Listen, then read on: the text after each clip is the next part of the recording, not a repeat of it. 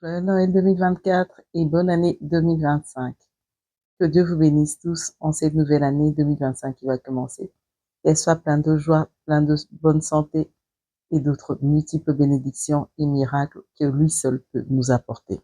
Aujourd'hui, nous allons lire une portion des Écritures qui est celle-ci, Matthieu 19, le verset 13, du verset 13 au verset 15. Je lis dans le nom puissant de notre Seigneur et Sauveur, Jésus-Christ de Nazareth.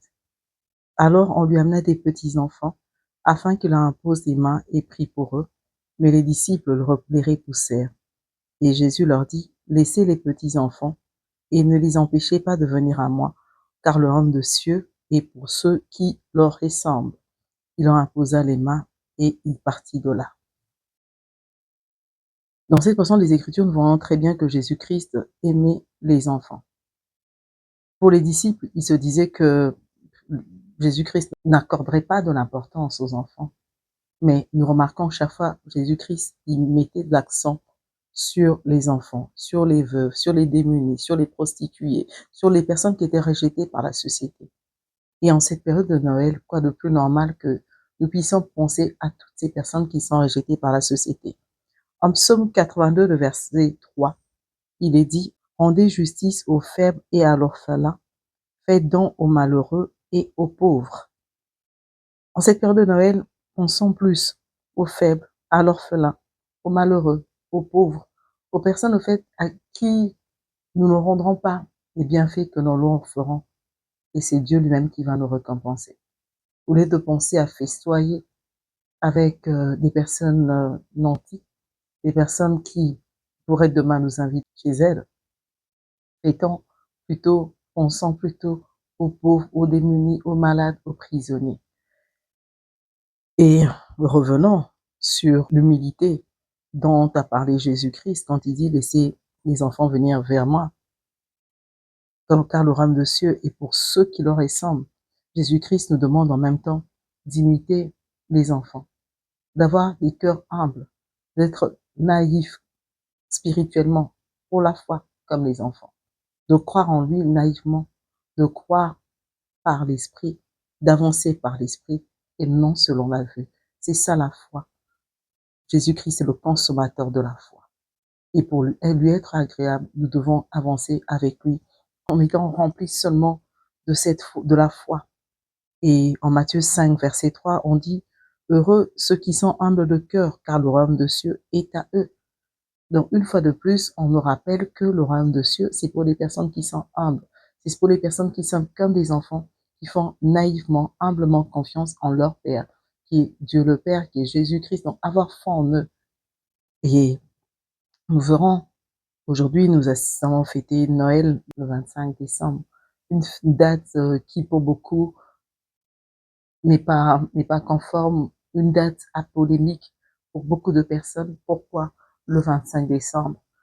Je ne veux pas m'attarder autour de la date. Tout ce que je voudrais vous dire, c'est que quand nous voyons les images de la crèche, nous voyons Marie et nous voyons Joseph et nous voyons le petit Jésus qui était couché.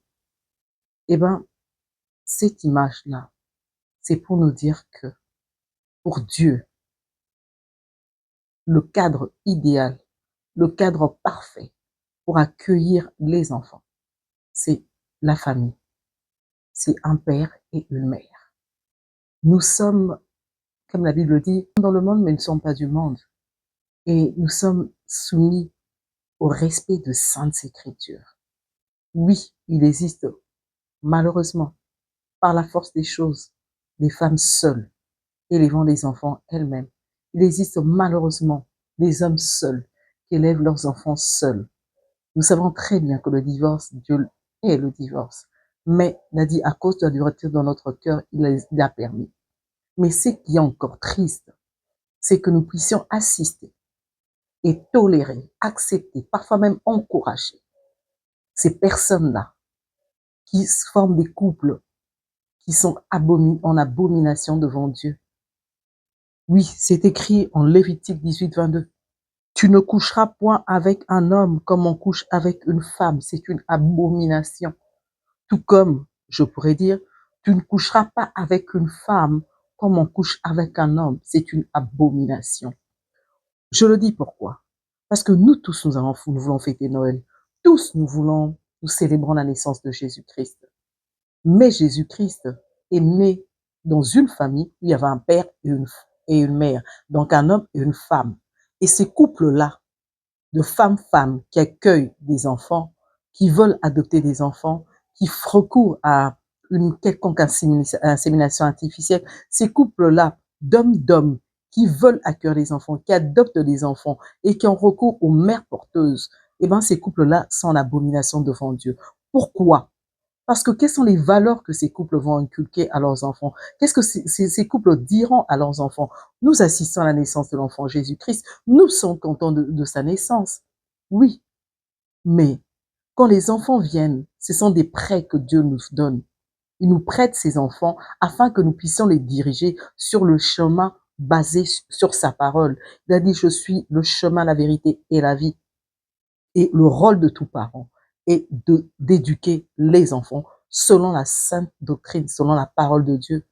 Pourquoi? Pour les amener à être plus tard des soldats de Dieu, des disciples de Dieu. Et alors, un enfant qui grandit dans un couple où le papa est une femme, où la maman est un homme, qu'est-ce que cet enfant aura à dire? Ces parents-là ne diront jamais à ces enfants qu'ils forment un couple qui est une abomination devant Dieu. Ils ne le diront jamais. Est-ce que ces parents-là se donneront la peine d'éduquer leurs enfants selon les saintes écritures? Ne vous y trompez pas. On ne se moque pas de Dieu. Tout ce que nous pouvons faire. Comme Jésus-Christ, il recevait tout le monde. Comme Jésus-Christ, il était avec tout le monde. C'est aussi d'avoir ce cœur plein de compassion, de prier pour ce genre de personnes qui malheureusement ont des enfants, ont adopté même des enfants, qui élèvent des enfants dans des familles pareilles. Si nous pouvons toujours prier pour eux. Que Dieu nous aide à vraiment prier pour eux, à les porter à cœur, avoir de l'amour pour eux, afin qu'ils ne puissent pas persévérer dans cette voie-là. Jésus-Christ avait choisi Marie. Marie était dans la lignée de David. Donc, c'était une famille qui craignait Dieu. Marie a amené Jésus-Christ au temple. Déjà, quand il était tout petit, il y a même dans la Bible, on parle d'une fois où Jésus-Christ était resté au temple enseignant avec 12 ans. Marie est née dans un couple qui connaissait Dieu, qui craignait Dieu, qui avait la crainte de Dieu. Et Marie fut une jeune fille vierge qui a été choisie par Dieu. C'est une grâce qui lui a été faite. C'est une grâce qui n'a pas été faite à toutes les femmes. Arrêtons de scandaliser les enfants. Arrêtons de scandaliser les enfants. En Marc 9, 42, il est dit, mais si quelqu'un scandalisait un de ces petits qui croient, il vaudrait mieux pour lui qu'on lui mette au cou une grosse meule de moulin et qu'on le jette dans la mer. Arrêtons de scandaliser les enfants par nos attitudes, par nos blasphèmes, par tout ce que nous faisons qui n'est pas conforme à la parole de Dieu. En cette fête de Noël, fêtons avec les enfants, maman, avec nos enfants, en leur rappelant certaines choses, en leur rappelant certaines vérités bibliques, en leur donnant de l'amour, en nous disant que 2025, ça sera une année où petit à petit, nous allons s'aimer cette graine de la connaissance de la parole de Dieu. Où petit à petit, si la graine avait déjà été sémée, nous allons prier afin que le maître de la moisson puisse faire son travail, afin que Jésus-Christ puisse faire croître, afin que Jésus-Christ puisse découvrir de son esprit, afin que ses enfants puissent le servir et être ses imitateurs parfaits. Merci de m'avoir suivi et que Dieu vous bénisse une fois de plus. Excellente fête de Noël. Bye. Like and subscribe.